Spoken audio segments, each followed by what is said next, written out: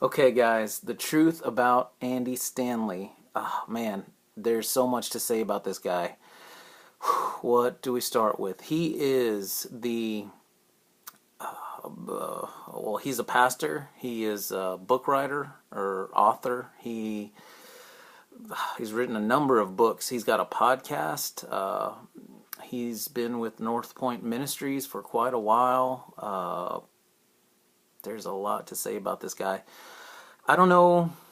Well, I'll tell you this. I do like what he has to say. Man, he's got a lot to say, and it's some really good stuff. And honestly, today, that's what I'm going to talk to you about. If you see these headphones in my ears, I'm trying this new audio software to see how it'll affect the podcast. But anyhow, what I wanted to talk to you guys today about is resources. I wanted to bring to you another book that I've read that has really blessed me, has really helped me with my ministry, and one of the books that Andy Stanley has written, and it's called Communicating for a Change, and that's the cover right there. It's got that like 18-wheeler on the back, and it says, "How's my preaching?" I like that. So, Communicating for a Change. One of the things I liked about this book is, well, most of Andy Stanley's books aren't that thick. They're pretty decent size, but they're not too overbearing. And the writing format that he uses really helps me to digest the book. He's an effective communicator and somebody that let's see here, okay, that I enjoy reading from and learning from. And I listen to his podcast, and if you haven't seen his podcast, you should check it out. He's got some good stuff. He's got regular teaching. He's got a leadership thing.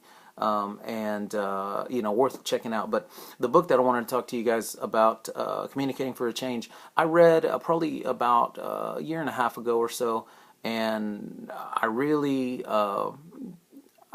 was one time that I was getting ready to preach and on a Sunday morning, and I was thinking, I could use some new tips for getting notes together, or my involvement in ministry, how to up my level, make myself better and a better communicator. And I saw this book, and I was like, hey, I'll check this book out. And so I read it, before the Sunday morning, and I just really benefited from it. And got my notes together and looked at it in the format that he had laid out, and I was like, man, this is really awesome. And so anyhow, let's get into it, and I'll explain a little more. So basically, the first part, it's and the part 1, chapter 1 says, no one's listening. Man, I can totally relate to that. There are a number of times where I felt like, are these people listening? Because I've helped out with youth ministry for a very long time. I've taught youth for a very long time, and a lot of times it's like, are they paying attention? Are they listening?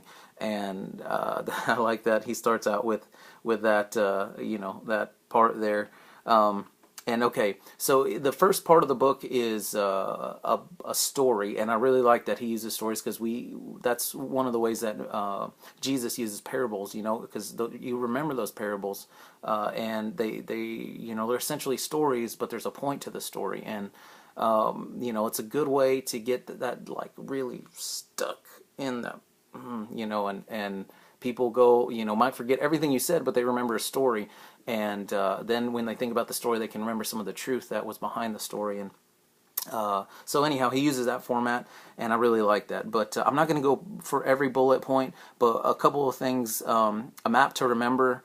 He talks about laying out a way for people to be able to go through, your messages and be able to easily navigate through your message.